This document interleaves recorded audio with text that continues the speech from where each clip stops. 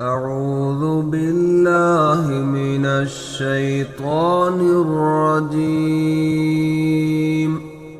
بسم الله الرحمن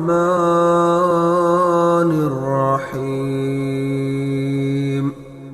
وإذ قلنا للملائكة اسجدوا لآدم فسجدوا إلا إبليس قال أأسجد لمن خلقت طينا قال أرأيتك هذا الذي كرمت علي لئن أخرتني إلى يوم القيامة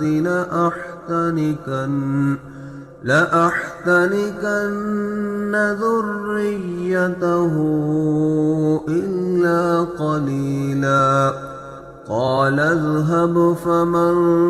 تبعك منهم فإن جهنم جزاؤكم جزاء موفورا واستفزز من استطعت منهم بصوتك وأجلب عليهم بخيلك ورجلك وشاركهم في الأموال والأولاد وعدهم وما يعدهم الشيطان إلا غرورا إن عبادي ليس لك عليهم سلطان وكفى بربك وكيلا ربكم الذي يزجي لكم الفلك في البحر لتبتغوا من فضله إنه كان بكم رحيما وإذا مسكم الضر في البحر ضل من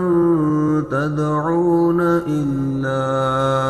إياه فلما نجاكم إلى البر أعرضتم وكان الإنسان كفورا أفأمنتم أن يخسف بكم جانب البر أو يرسل عليكم حاصبا ثم لا تجدوا لكم وكيلا أم أمنتم أن يعيدكم فيه تارة أخرى فيرسل عليكم قاصفا من الريح فيغرقكم بما كفرتم ثم لا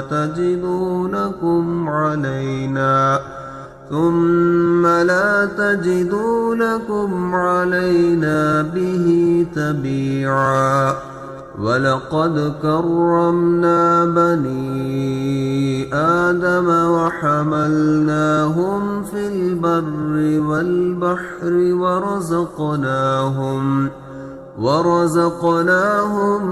من الطيبات وفضلناهم على كثير